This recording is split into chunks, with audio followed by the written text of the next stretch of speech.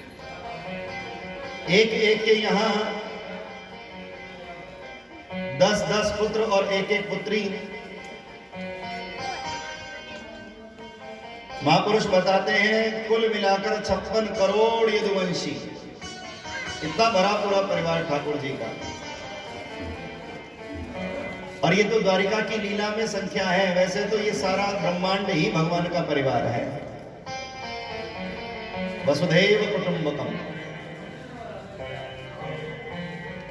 अथवा तो जिन परमात्मा के रोम रोम में ब्रह्मांड समाये हैं, ब्रह्मांड निकाया निर्मित माया रोम रोम प्रतिवेद कहे,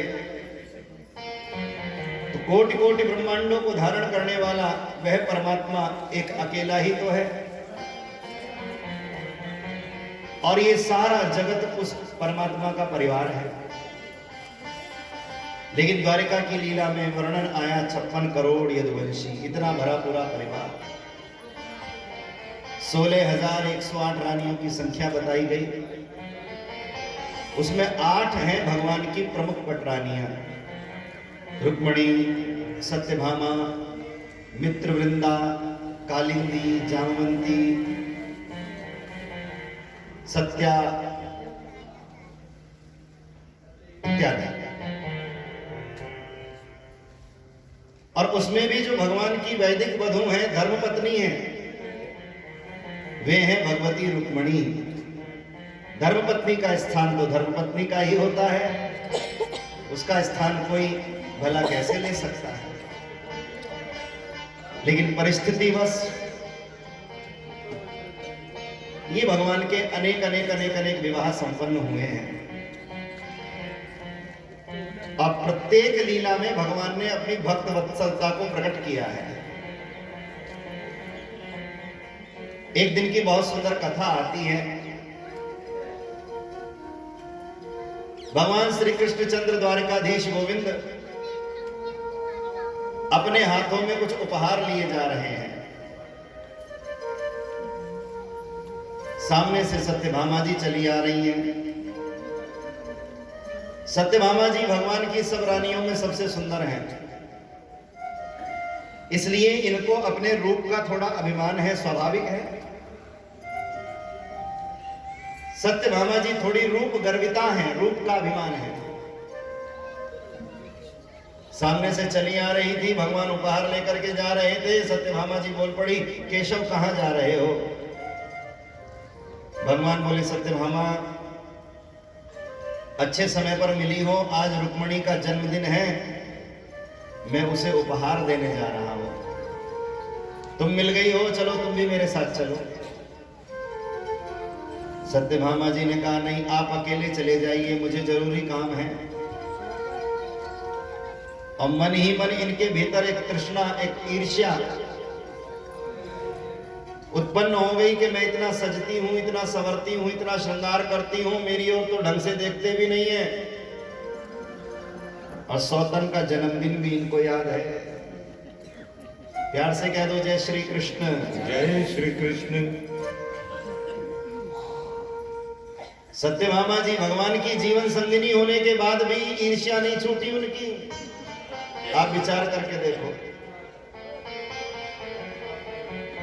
कह दिया, मुझे जरूरी काम है, मैं नहीं जा सकती, आप ही चले जाओ। भगवान मुस्कुराते हुए कहने लगे, ठीक है, जैसी तुम्हारी मर्जी। तो सत्यभामा जी ने सोचा, एक भी बार जबरदस्ती नहीं करी, नहीं तुम्हें चलना पड़ेगा। एक बार भी आग्रह प्रति आग्रह नहीं किया। मैं मना थोड़ी करती, 2 बार कहते तो चल तो देती साथ। प्यार से कहो, जय श्री कृष्ण। जय श्री कृष्ण। लेकिन भगवान द्वारिकाधीश मुस्कुराते हुए कह गए, ठीक है, जैसी तुम्हारी मर्जी। अब कहकर आगे बढ़ गए। सत्यभामा जी देखती रह गई। सामने से वीणा बजाते, हरिगुण गाते, मन को लुभाते नारद जी आ गए। सत्यभामा जी ने प्रणाम किया और कहा, नारद जी अच्छे समय पर आए हो। तुम तो तीनों लोकों में भ्रमण करते हो, तुम्हारे पास कोई ऐसा पूजा पाठ उपाय अनुष्ठान कुछ तो होगा जिसके करने से वे सदा मेरे हैं तो मेरे ही रहे। वे अर्थात मेरे पति द्वारकाधीश कृष्ण, वे मेरे हैं, मेरे ही रहे, वे सौतन के घर न जाएं। ऐसा कोई उपाय बताओ। नारद जी भी भगवान की लीला में शामिल हो गए, सम्मिलित हो गए।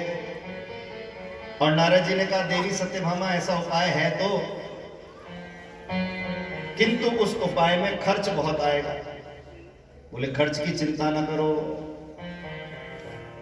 आप तो अनुष्ठान करो, उपाय करो। बोले ठीक है, उपाय की तैयारी हो गई, अनुष्ठान प्रारंभ हो गया। अनुष्ठान करते करते एक ऐसी विधि आई। नारद जी बोले, देवी सत्यभामा जो तुम्हें सबसे प्रिय है उसका दान कर दो। प्रेम से कह दो, जय श्री कृष्ण। जय श्री कृष्ण। सीधे सीधे प्रकारांतर से नारद जी ने मानो ये कह दिया हो कि सत्यभामा तू मोहन का दान कर दे। मोहन ही तो प्रिय है, कृष्ण ही तो प्रिय है। और सत्यभामा जी सोचती हैं कि यदि उन्हीं का दान कर दूंगी तो मेरे पास क्या बचेगा। उन्हें प्राप्त रखने के लिए, उन्हें पाए रखने के लिए ये अनुष्ठान हो रहा है, उन्हीं का दान कर दूं।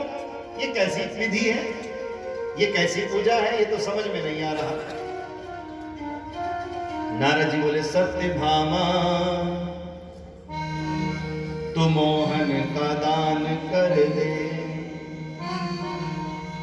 सत्यभामा तू मोहन का दान कर दे। सत्यभामा तू मोहन का दान कर दे। अपनी प्रीति का प्रस्तुत प्रमाण कर दे।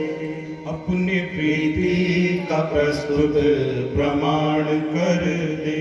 प्यार से कह दो, जय श्री कृष्ण। जय श्री कृष्ण।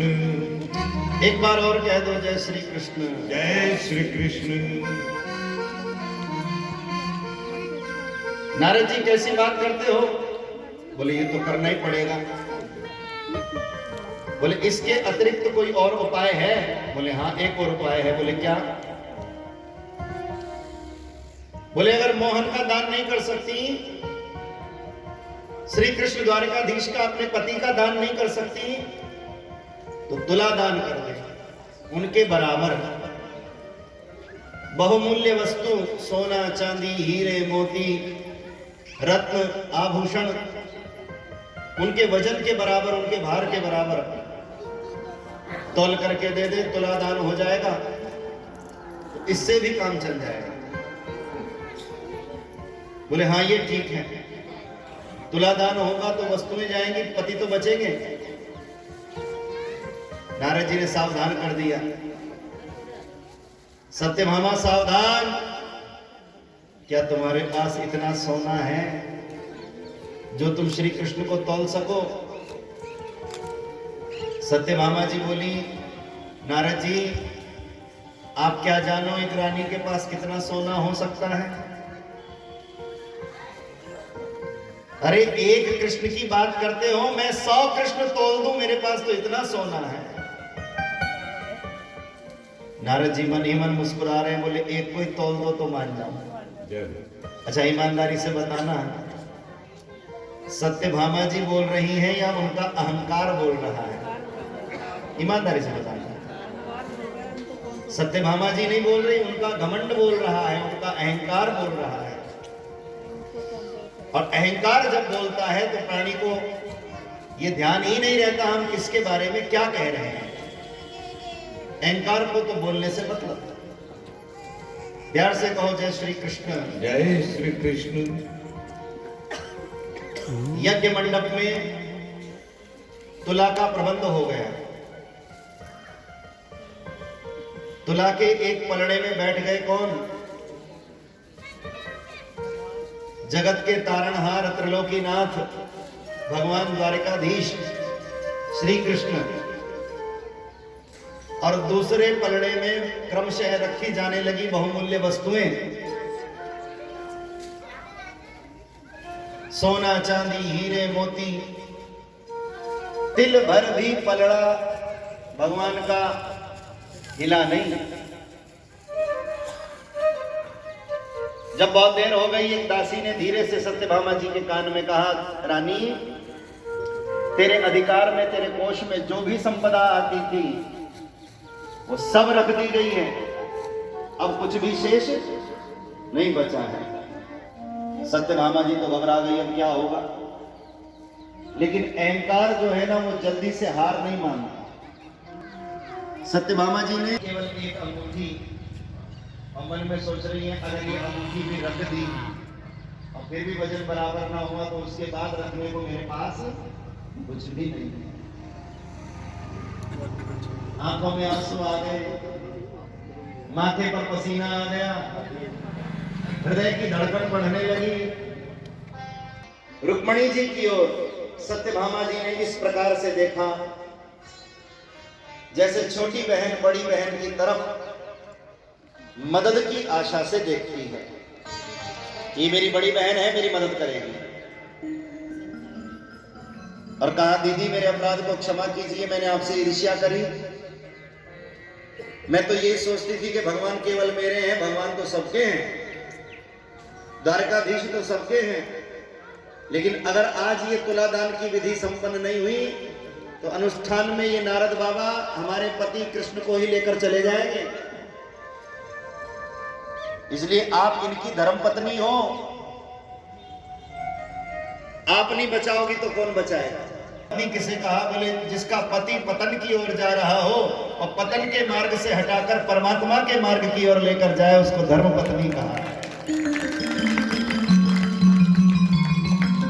नहीं नहीं नहीं नहीं, आप पाप करते हुए अच्छे नहीं लगते, आप ताश खेलते हुए अच्छे नहीं लगते, आप होटल जाते हुए अच्छे नहीं लगते, आप तो मेरे साथ मंदिर जाते हुए अच्छे लगते हो, आप तो मेरे साथ कथा कीर्तन में जाते हुए अच्छे लगते हो, आप तो मेरे साथ तीर्थ में जाते हुए अच्छे लगते हो। ऐसे जबरन पति को पतन के मार्ग से हटाकर और परमात्मा के मार्ग की ओर लेकर जाए, धर्म के मार्ग की ओर लेकर जाए। कई बार कुछ कड़वी बातें भी सहन करनी पड़ती हैं, वो भी सब सहकर भी अपना धर्म न त्यागे, उसको धर्मपत्नी कहा है।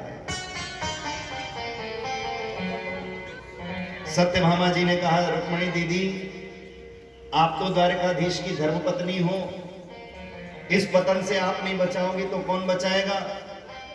ये तो बड़ा अहित हो जाएगा। अगर तुलादान की विधि संपन्न न हुई तो नारद बाबा हमारे पति को लेकर चले जाएंगे, फिर हम कहीं की नहीं रहेंगी, इसलिए रक्षा करो। सत्यभामा जी के मन की बात रुक्मणी जी समझ गई।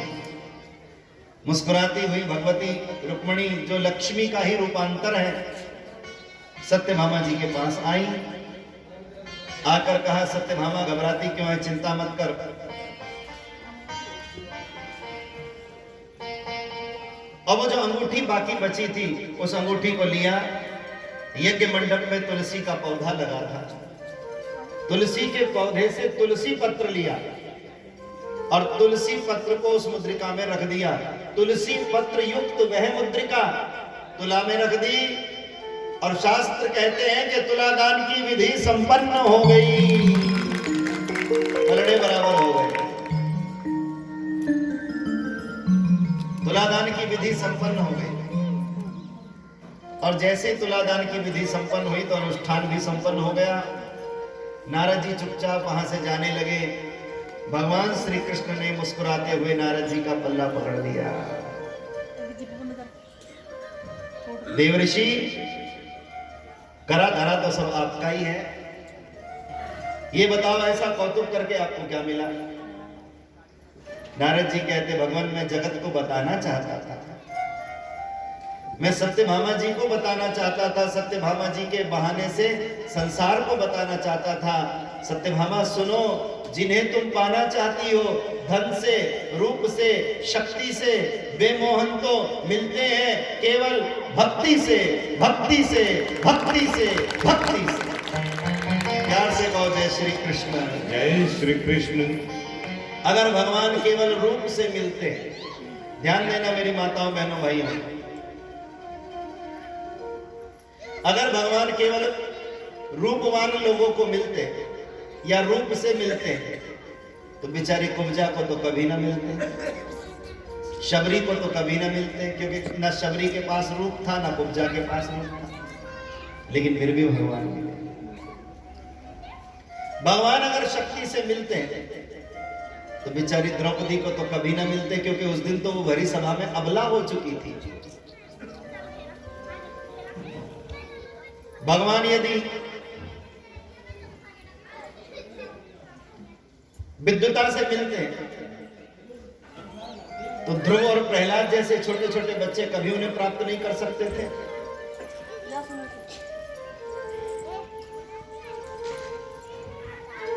भगवान जब भी मिलते हैं भक्ति से मिलते हैं।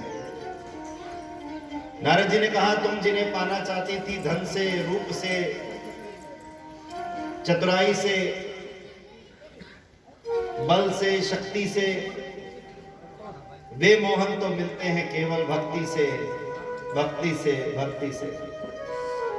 इसलिए उनको पुकारना पड़ेगा। भक्ति से उन्हें पुकारोगे वे दौड़े चले आएंगे। नारद जी ने जब इस रहस्य का उद्घाटन कर दिया, भगवान ने सबको संकेत किया, चलो सब अपने अपने कमरे में जाओ। सब रानियां अपने अपने कक्ष में चली गई। नारद जी भी भगवान को प्रणाम करके चले गए।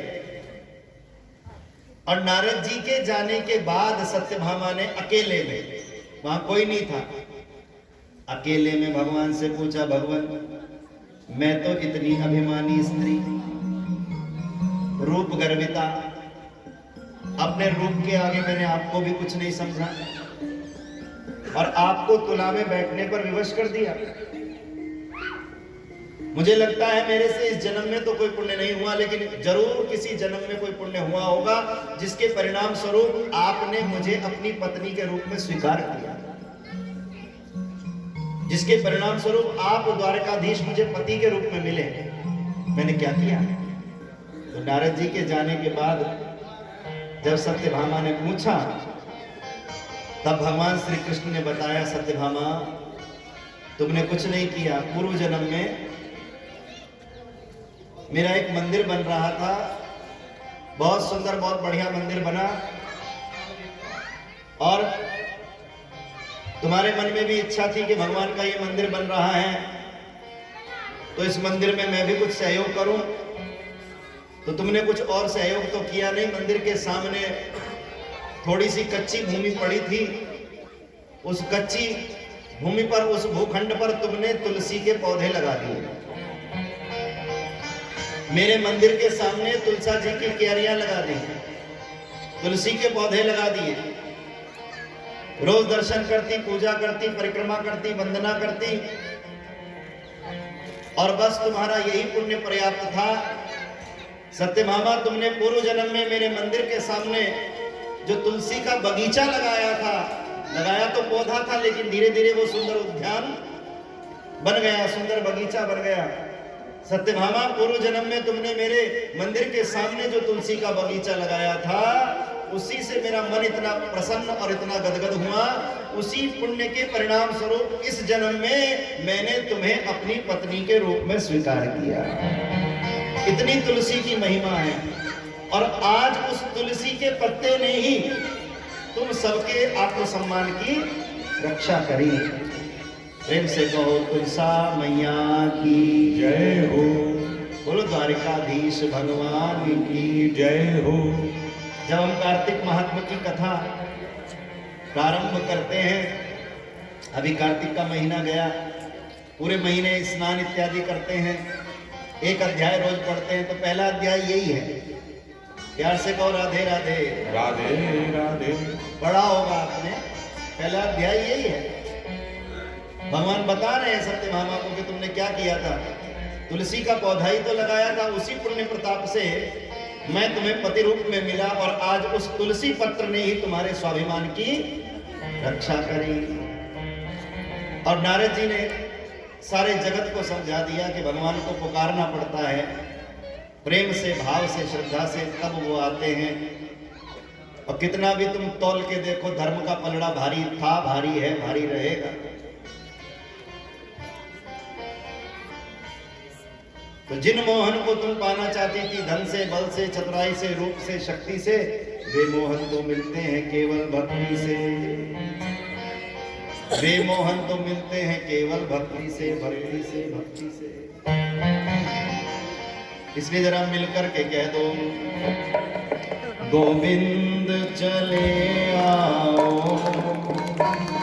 गोपाल चले आओ, गोविंद चले आओ, गोपाल चले आओ, गोविंद चले आओ, गोपाल चले आओ। हरि बोल। गोविंद चले आओ, गोपाल चले आओ, गौ माता पुकार रही, नंदलाल चले आओ, गौ माता पुकार रही, नंदलाल चले आओ,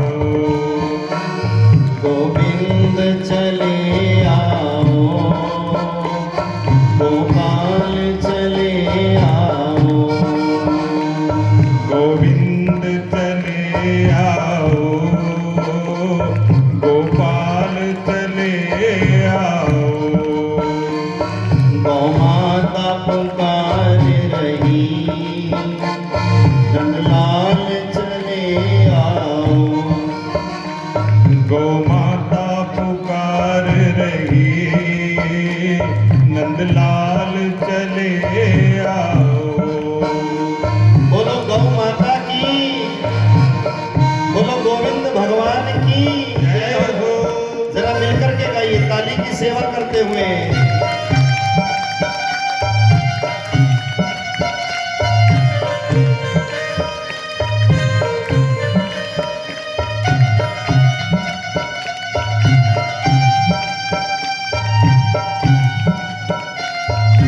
आहा, जरा प्यार से कह दो जय श्री कृष्ण। एक बार और कह दो जय श्री कृष्ण। जय श्री कृष्ण। हमारे शास्त्रों में वर्णन है, समुद्र मंथन से जब कामधेनु प्रकट हुई तो देवताओं ने कामधेनु के रोम रोम में आश्रय प्राप्त किया। परमात्मा की कोई मां नहीं, परमात्मा की कोई मां नहीं, इसलिए परमात्मा भी गौ माता को अपनी माता कहकर पुकारता है। जिस घर में गौ माता के कंठ में सुशोभित घंटी की ध्वनि गूंजती है, वहां निरंतर प्रसन्नता का संचार रहता है। गाय हमारे परिवार का सदस्य है, तभी तो हम उसकी रोटी भी तो निकालते हैं। गाय हमारे परिवार का सदस्य है, हमें सदा निर्भय होकर गौरक्षा करनी चाहिए। गौशाला की परिक्रमा, अर्चना वंदना करने मात्र से तीर्थ यात्रा के समान अक्षय फल की प्राप्ति होती है। गौ माता की सेवा करने से पुत्र, कीर्ति, वैभव, सफलता, सद्बुद्धि, आरोग्य, भक्ति, ज्ञान, वैराग्य के साथ साथ भगवान भी प्राप्त होते हैं। इतनी गौ माता की महिमा है। सूर्य के बिना दिन नहीं, चंद्रमा के बिना रात्रि नहीं, गंगा के बिना तीर्थ नहीं, वैराग्य के बिना संत नहीं, तथा गौ माता के बिना सृष्टि नहीं। अर्थात तीनों लोकों में गौ माता ही जीवन का आधार है। गाय बचेगी तो संसार बचेगा। मिलकर कह दो, आज आवश्यकता है। गोविंद चले आओ, गोपाल चले आओ, गोविंद चले आओ, गोपाल चले आओ, गौ माता पुकार रही, नंदलाल चले हार रही, नंदलाल चले आओ। और ध्यान देना जरा, गाय, गीता, गंगा, गायत्री तथा गुरु ये पहले परलोक में प्रकट होते हैं, फिर भगवान की कृपा से इन सबका पृथ्वी लोक में दुर्लभ दर्शन होता है। गाय की सेवा, तुलसी की पूजा, एकादशी का व्रत तथा गुरुजनों का सम्मान करने वाला मनुष्य इस कलयुग में भी सतयुग जैसा जीवन जीता है। लोक भी सुखी होता है, परलोक भी सुखी होता है, वैकुंठ को प्राप्त करता है। और गाय और परमात्मा दोनों एक समान हैं।